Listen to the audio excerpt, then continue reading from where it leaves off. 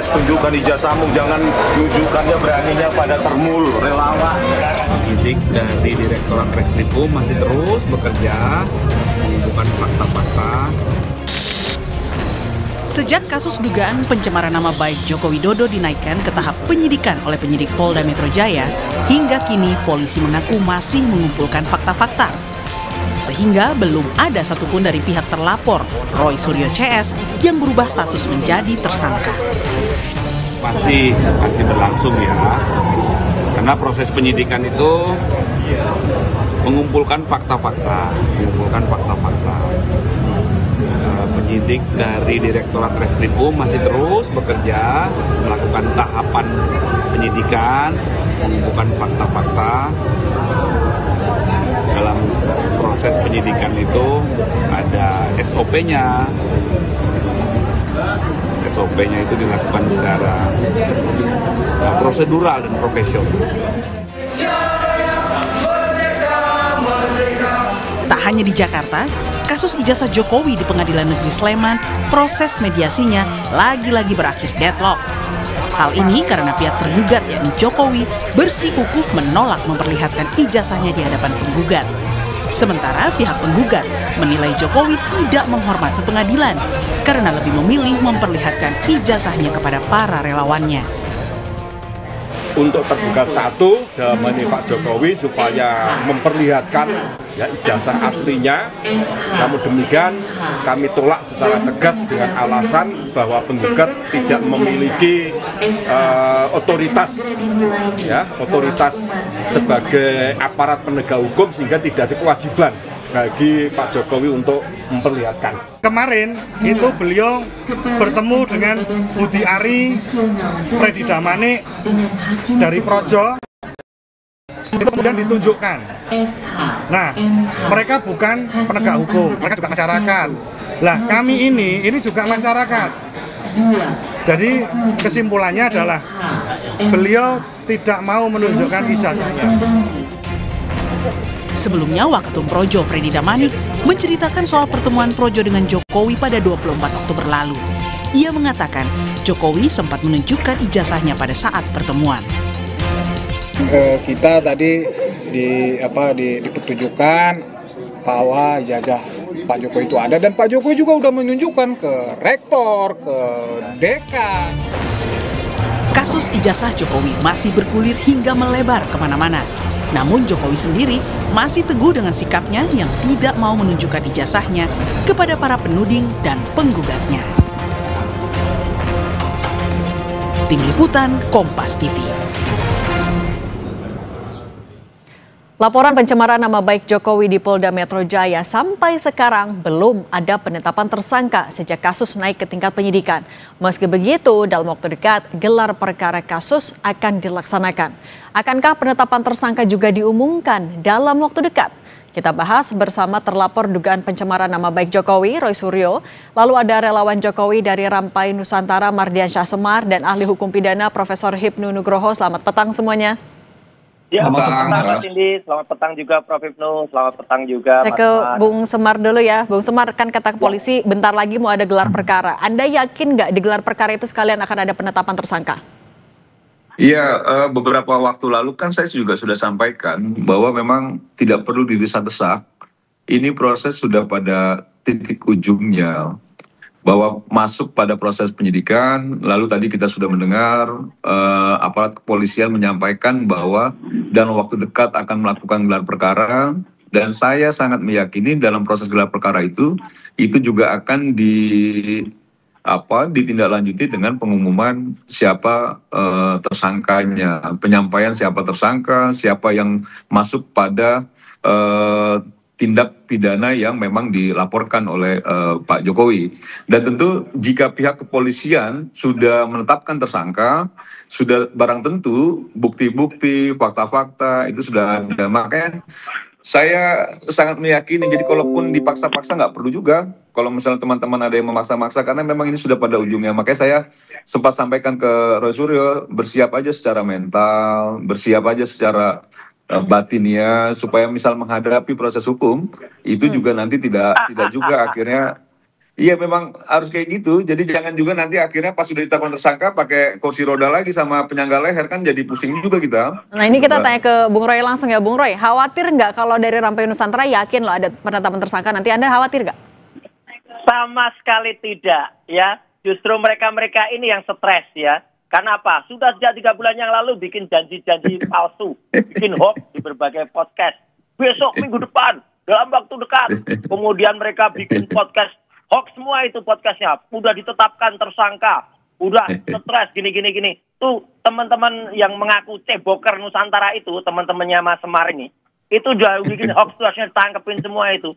Bikin hoaxin aja, terus dengan gambar-gambar saya, Bang Resmond, Dr. Tifa, udah dikasih orange, sudah dikasih besi. Bohong semua itu. Kalau memang mau tetapkan dari dulu silakan tetapkan Polda. Ayo, gitu loh. Polda ini kan pasti ada sesuatu yang mereka sangat tidak yakin. Ya karena memang tidak yakin, ijazahnya nggak ada. Ijazahnya kan bohong saja itu. Berarti Bung Roy Suryo ngerasa sebenarnya penyidikannya ini berlangsungnya lama. Ya makanya lama tuh kan pasti ada sesuatu. Polda atau polisi itu dia yakin ijazah itu pernah ada. Ya, karena begitu dilihat, diteliti betul, palsu ijazahnya. Terus kemarin katanya ijazah Polda. Terus katanya juga ketika di Solo diperlihatkan kepada relawan yang tidak ada standingnya juga. Ini ijazah yang benar di mana? Disita atau di tangan Jokowi atau nggak pernah ada? Jadi ijazahnya nggak pernah ada. Kalau ijazahnya nggak pernah ada dan Jokowi terbukti bohong, ya sudah, Polda nggak mungkin berani maju. Nggak akan P21, pasti akan P19, bolak-balik. Kayak skripsinya Jokowi saja dengan Pak Kasmujo itu. Bolak-balik. Itu pun penipu juga, karena Pak Kasmujo juga nggak ngakuin. Itu Mbak Cindy. Ini kita nanya Kan ke... aparat kepolisian kan udah dikasih tahu juga, sudah diserahkan sama Pak Jokowi. Terus hak Pak Jokowi juga kalau ingin memberitahu kepada siapa itu ijazahnya. Jadi nggak bisa juga nggak harus ada semuanya, bohong gitu loh. semua tuh. Jokowi itu kan mulai tukang stres bohong kan? itu. Nggak ada itu penyerahan. Ini kita tanya ke Prof Hipnu dulu aja ya sebentar. Iya.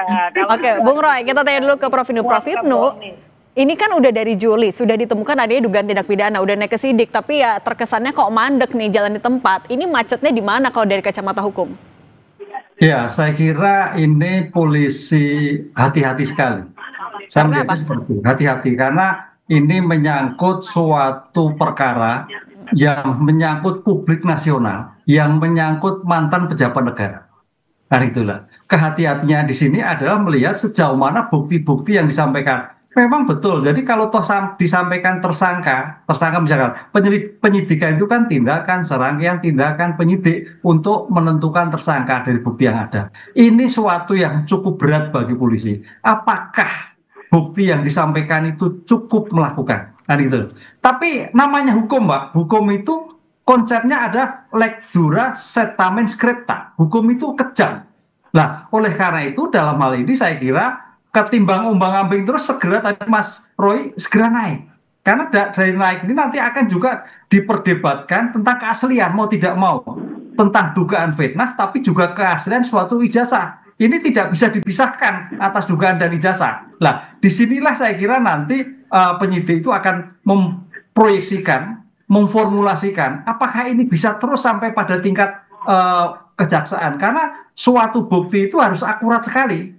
Gitu Pak. Oleh karena itu dengan demikian, tadi Pak Sam betul, hati-hati ini, hati-hati. Karena menyangkut dan sampai detik ini bukti-bukti walaupun polisi punya domain untuk membuktikan secara tingkat penyidikan, bukti-bukti secara forensik di luar juga perlu diperhatikan. Karena namanya suatu pembuktian tidak hanya persidangan, di luar pun seandainya bukti-bukti itu mempunyai rasionalitas, mempunyai suatu nilai, itu bisa dipertimbangkan nanti di dalam suatu pembuktian, di dalam suatu persidangan. Nah, ini melihatnya secara objektif begitu. Nah tapi kalau Bung Semar kan ini perlu ada kepastian hukum setelah kasus ini berlangsung cukup lama. Tidak hanya untuk pelapor, tapi juga untuk terlapor. Desakan Anda untuk polisi apa? Tapi ditahan dulu, kita akan sambung lagi usai jeda, tetap bersama kami di Kompas Petang.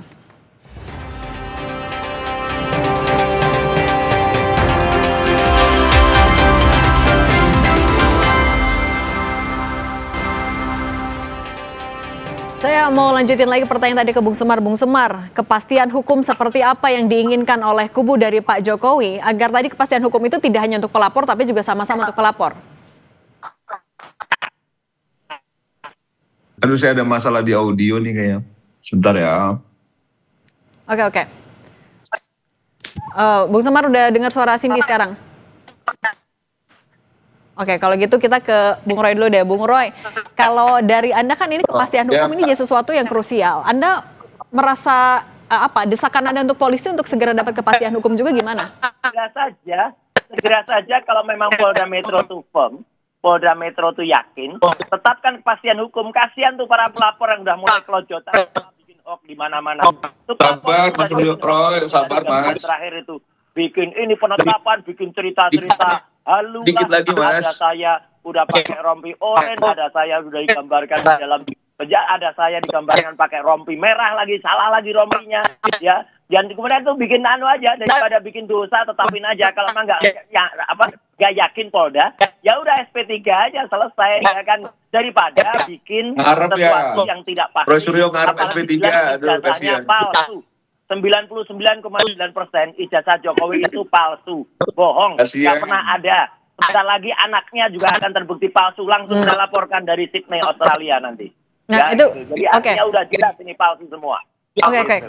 Kami sudah tangkap. Kalau gitu, Bung Semar gimana nanggepinnya? Tadi Anda sempat singgung-singgung itu gimana?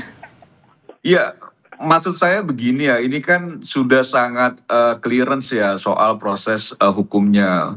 Sekarang sudah masuk penyidikan. Saya setuju sama Pak Hipnu tadi bahwa memang butuh kehati-hatian. Ratusan orang juga dijadikan saksi oleh pihak kepolisian. Dan tadi udah disampaikan juga bahwa akan dalam akan gelar perkara. Jadi kalau Roy Suryo berharap SP3, ya saya ngelihat bahwa itu menandakan makin panik gitu Roy Suryonya kan gitu ya. Karena sesungguhnya saya sejak awal meyakini bahwa ini sudah ditemukan bukti-bukti dan fakta hukum yang cukup akurat ya dan cukup valid sehingga polisi sudah masuk proses penyidikan. Jika itu tidak ditemukan pasti tidak masuk proses penyidikan, tinggal lagi gelar perkara. Persoalan apa yang disampaikan Roy Suryo kan itu kegelisahan Roy Suryo saja karena memang ini sudah dia bayangkan betul jika ini sudah diumumkan sebagai tersangka bukan main-main ini, dia harus melewati juga proses hukum yang dilakukan dengan sanksi hukum yang nanti juga dijatuhkan. Nah, bahwa banyak orang bicara misalnya begini, kok kenapa Pak Jokowi menyampaikannya bukan di peradilan? Peradilan kan belum, tapi kalau pihak kepolisian minta sudah diberikan langsung oleh Pak Jokowi. Kalau Pak Jokowi memberikan kepada para relawan atau pada siapapun, itu haknya Pak Jokowi. Jangan diprotes juga kalau dia nggak mau ngasih Roy Suryo dan kawan-kawan, itu haknya Pak Jokowi. Dia mau memberitahu ke siapapun ijazahnya, karena itu memang milik dia kan gitu. Jangan juga akhirnya seolah-olah ingin membangun narasi-narasi yang sesat gitu. Oke, tapi soal ijazah ini juga sebentar. Sebentar, tapi saya mau ke Prof. Hipnu juga, Prof. Hipnu. Tapi soal ijazah ini kan ya Pak Jokowi masih belum mau menunjukkan itu ke Bung Roy Suryo CS. Kemudian juga ketika di PN juga tidak mau menunjukkan itu. Nah, ketika tidak mau menunjukkan itu kan akhirnya juga berakhir deadlock akhirnya sering misalnya di PN Solo juga. Kalau kayak gini Anda melihatnya ini memang murni hukum, memang hati-hati atau jangan banyak politisnya juga? Ya, hati-hati Mbak, karena ini kan menyangkut perkara 30 tahun yang lalu ijazahnya gitu loh.